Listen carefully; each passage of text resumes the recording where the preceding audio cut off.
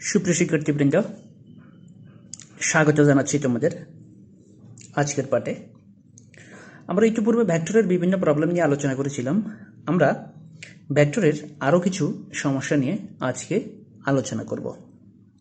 তো আমরা আজকে প্রথমেই যে প্রবলেমটা সলভ করব, দেখো সেটা হচ্ছে এ বি সি ভেক্টর সমতুল্য ভেক্টর না হলে আমাদেরকে দেখাতে হবে ডি সমান এই ভেক্টরটা।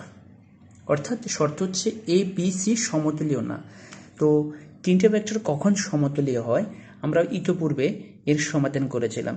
যখন তিনটে ভেক্টর দ্বারা গঠিত নির্ণায়কের মান শূন্য হয় তখন ভেক্টর তিনটা সমতুল্য হয়। যখন তিনটে ভেক্টর দ্বারা গঠিত নির্ণায়কের মান শূন্য হয় তখন ভেক্টরগুলো সমতুল্য হয়।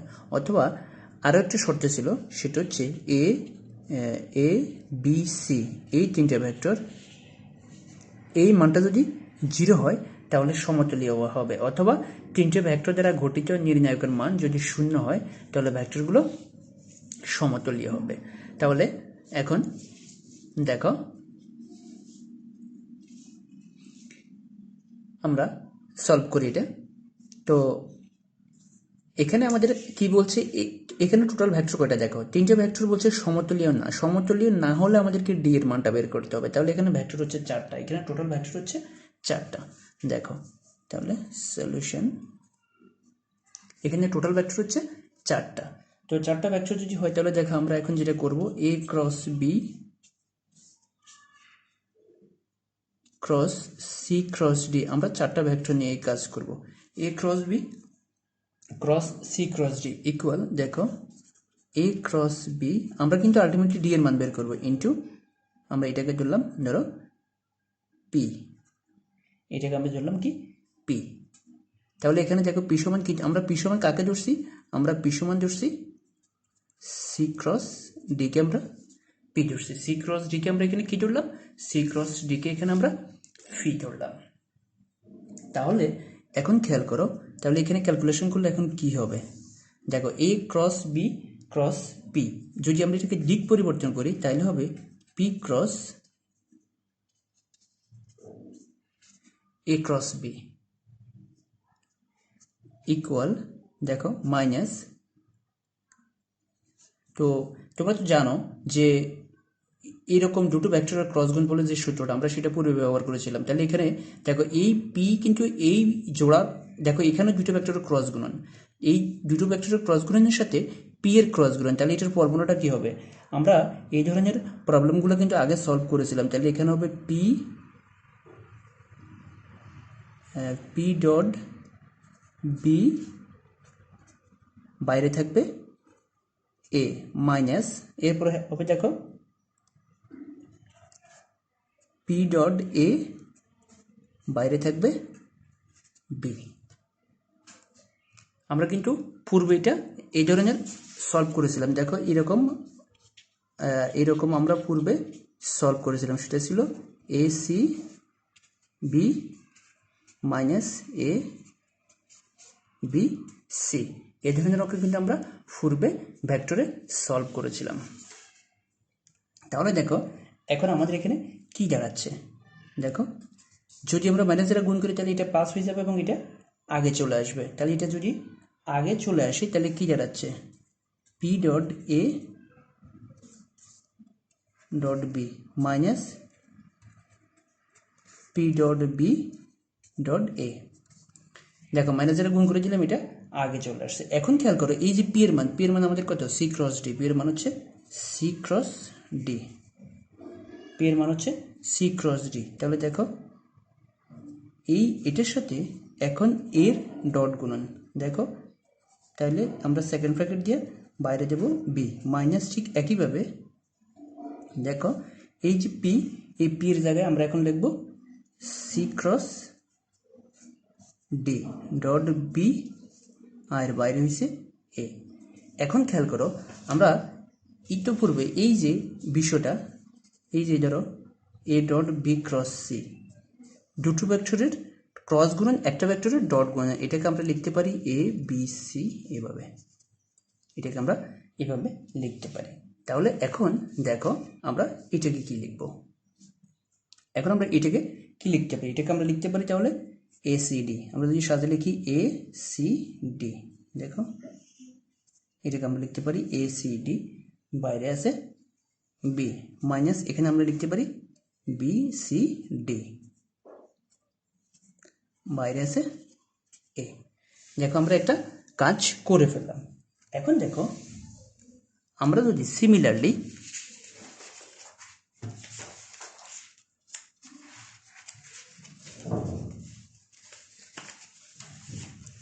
এখন এইভাবে কাজ করি, দেখো আবার দেখো আবার এই যে এই রাশিটা দেখো A cross B cross C cross D, এখানে দেখো আমরা এখানে এ পাশে পি ধরছিলাম, এখন যদি আমরা এই পাশটাকে ধরি, দেখো এটাকে যদি আমরা এখন কিউ ধরি, তাহলে কিউ ক্রস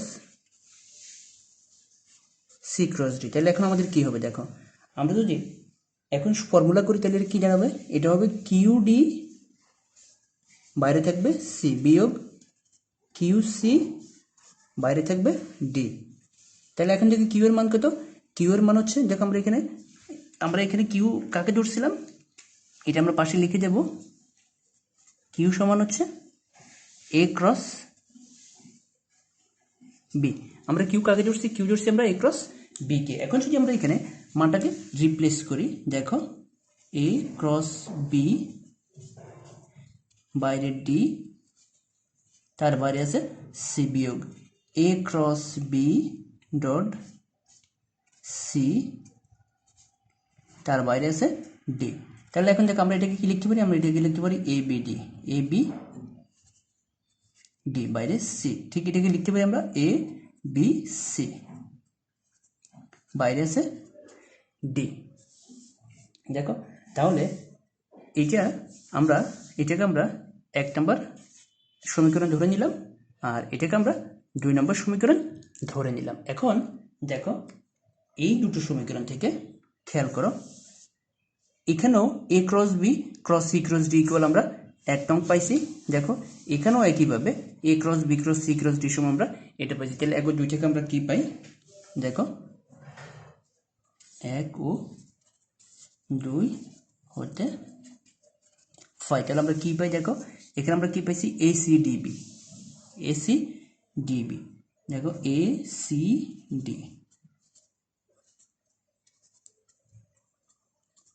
মাইনাস এখানে আমরা কি পেয়েছি BCDA, দেখো BCDA ইকুয়াল এখানে এটা হবে, তাহলে কি হবে, দেখো ABDC মাইনাস ABCD, তাহলে দেখো দুটো সমীকরণ সমান। এখন এখান থেকে আমরা কার মান বের করবো, এখান থেকে আমরা ডি এর মান বের করবো। দেখো তো ডি এর মান যদি আমরা বের করি তাহলে কি দাঁড়াচ্ছে, দেখো আমরা এই রাশিটাকে এই পাশে নিয়ে আসবো, এই রাশিটাকে আমরা এই পাশে নিয়ে যাবো, তাহলে কি দাঁড়াবে, এখন টোটালি আমরা একবারে সরাসরি যদি ডি এর মান লিখি, তাহলে দেখো ডি সমান হবে, আমরা যদি সরাসরি লিখি তাহলে ডি সমান হবে, দেখো এই রাশিটাকে আমরা এই পাশে নিয়ে যাবো, এই রাশিটাকে আমরা এই পাশে নিয়ে আসবো, তাহলে এখানে হবে এ বি ডি সি, এটাকে আমরা এই পাশে নিয়ে যাবো, তাহলে কি হবে minus A C D B, তারপর হবে কি প্লাস, এটাকে আমরা এই পাশে নিয়ে যাচ্ছি, তাহলে প্লাস হয়ে যাবে বি সি ডি, তাহলে কি হবে এ, তাহলে এগুলোতে ভেক্টর চিহ্ন নিচে দিয়ে দিবা, আর তাহলে নিচে কি হবে এ বি সি। তাহলে আমরা দেখো ডি এর মানটা বের করে ফেললাম। এখন আমাদেরকে বলছে কি এই এ বি সি কিন্তু কি না, এ বি সি কিন্তু সমতুলীয় ভেক্টর না। খেয়াল করো এটা যদি সমতুলীয় হয় তাহলে কিন্তু এই মানটা 0 হবে, যদি এ বি সি সমতুলীয় হয় তাহলে কিন্তু এই মানটা 0 হবে, আর এই মানটা যদি 0 হয় তাহলে সামথিং বাই 0 এটা ইনফিনিটি হয়ে যাবে, অর্থাৎ এটা অসংজ্ঞায়িত হয়ে যাবে। তাহলে এটা খেয়াল রাখতে হবে তোমাদেরকে যে যদি শুধুমাত্র এটা 0 না হয়, যদি শুধুমাত্র এটা 0 না হয় তাহলে কিন্তু ডি সমান এই ভেক্টরটা সম্ভব, ডি সমান এই ভেক্টরটা সম্ভব, না হলে কিন্তু কোনোভাবেই সম্ভব না। ডি সমান তাহলে এই ভেক্টরটা কখন সম্ভব হবে, যদি এই মানটা কি না হয়, এই মানটা 0 না হয়। তাহলে দেখো আমরা কি করতে পারি এখন দেখো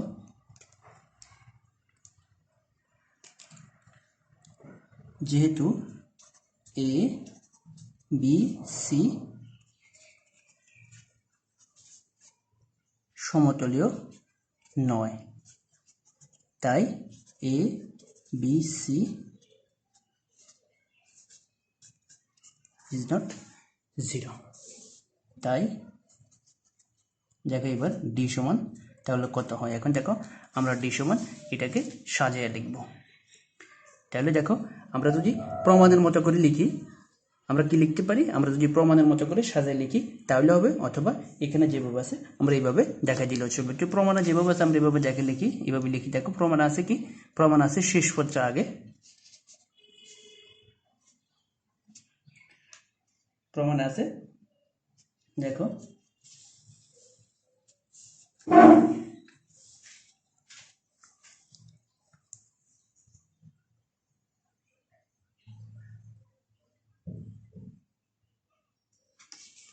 প্রমাণে শেষ পত্র আগে আছে, অর্থাৎ এটা আগে আছে দেখো, তারপরে বি, তারপরে সি। এখানে খেয়াল করো এখানে আসছে কি এসিডি, আমরা এটাকে লিখবো, আমরা এটার সিকোয়েন্সটা পরিবর্তন করে দেবো। এটাকে দেখো আমরা এটাকে এডিসি লিখে দেবো। দেখো এটার সাথে মিলানোর জন্য প্রমাণটা দেখো তোমরা এখানে দেখো, আমরা এখানে পাইছি কি, আমরা এখানে পাইছি বিসিডি, আমরা এখানে পাইছি বিসিডি, এখানে আমরা পাইছি কি, আমরা পাইছি এখানে। তো এই যে দেখো আমরা যে জিনিসটা পাইছি, আমরা পাইছি এ বি ডি সি, তারপরে এসিডি বি, এসিডি বি, তারপরে বাইরে আমরা এখানে কত পাইছি, আমরা বিসিডি এ পাইছি। কিন্তু আমরা এখন লিখে দেবো প্রমাণের মতো করে, আমরা এটাকে প্রমাণের মতো করে লিখে দেবো। আর দেখো এখানে আছে কি ডিবিসি, এখানে আছে ডিবিসি, এখানে আছে বিসি এসিডি, এখানে আছে এবিডি, আমরা এটাকে প্রমাণের মতো সাজিয়ে লিখে দেবো, তাহলেই আমাদের হয়ে যাবে। এটা সরাসরি আর ক্যালকুলেশন না দেখলেও ছবি, তাহলে D B C by A B C, পাশে হচ্ছে এ ভেক্টর যোগ দেখো এরপর হচ্ছে A D C by A B C, পাশে হবে ভি ভেক্টর যোগ এখানে হবে এটা হচ্ছে এডিসি বাই, তারপর হবে বি দিয়ে, তারপর হবে A B D, A B D, নিচে হবে এ বি সি, তো পাশে হবে সি দেখো ইন্টু সি ভেক্টর। তাহলে দেখো আমাদের প্রমাণ হয়ে গেল।